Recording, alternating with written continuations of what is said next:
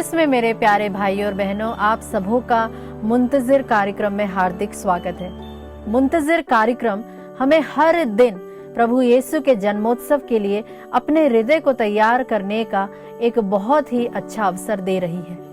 यह केवल उत्सव का नहीं बल्कि आत्मचिंतन, विश्वास की गहराई और प्रभु को और निकटता से जानने का समय देती है।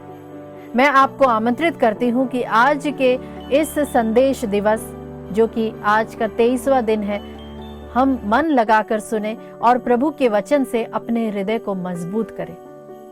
बाइबल कई बार कहती है कि हमारा प्रभु हमारा विश्वास, हमारी शक्ति का स्रोत है।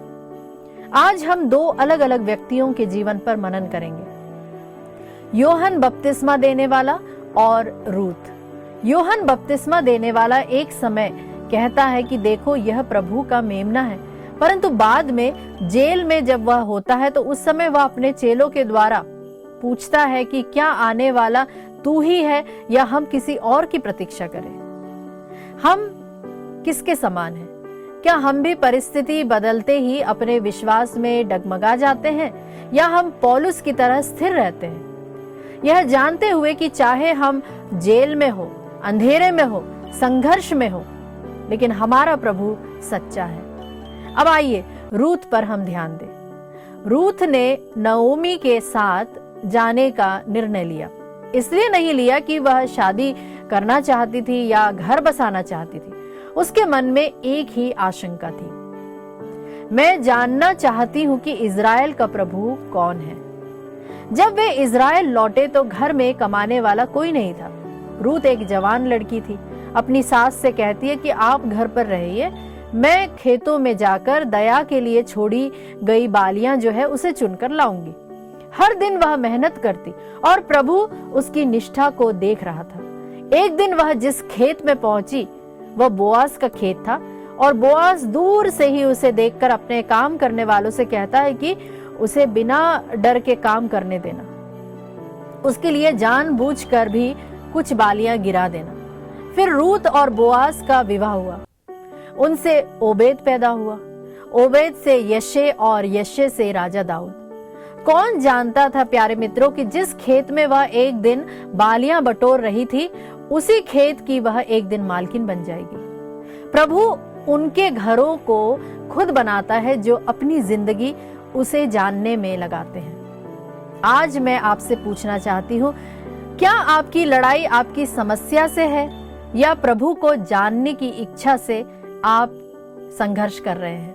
क्या आप अपनी परेशानियों में उलझे रहते हैं या उसके राज्य की खोज में लगे रहते हैं? क्या प्रभु आपको जानता है? क्या आपने अपने जीवन की हर बात उससे साझा की है? अपनी कमजोरियां, अपना दुख, संघर्ष या अपनी इच्छाएं? बाइबल बताती है कि घबराए हुओं से कहो, धैर्य रखो, मत डरो, देखो तुम्हारा ईश्वर आ रहा है, वह स्वयं तुम्हें बचाने आता है। मैं विश्वास करती हूँ प्यारे मित्रों, आज के वचन ने आपको कहीं न कहीं से प्रभु के और भी नजदीक ले आया है। हम प्रतीकात्मक चिन्ह के रूप में आज लेंगे मरियम और यूसुफ। मरियम है प्रभु की इच्छा को स्वीकारने वाली, उसे हाँ बोलने वाली एक प्रभु की दासी। प्रभु की इच्छा के प्रति उसका समर्पण, जो कि हम पढ़ते हैं लूकस का सुसमाचार अध्याय 1 पद संख्या 38 में। मरियम ने कहा, देखिए मैं प्रभु की दासी हूँ, आपका कथन मुझ में पूरा हो जाए। प्यारे मित्रों, हम सबके लिए माँ मरियम पूर्ण आज्ञाकारिता और विश्वास का आदर्श है।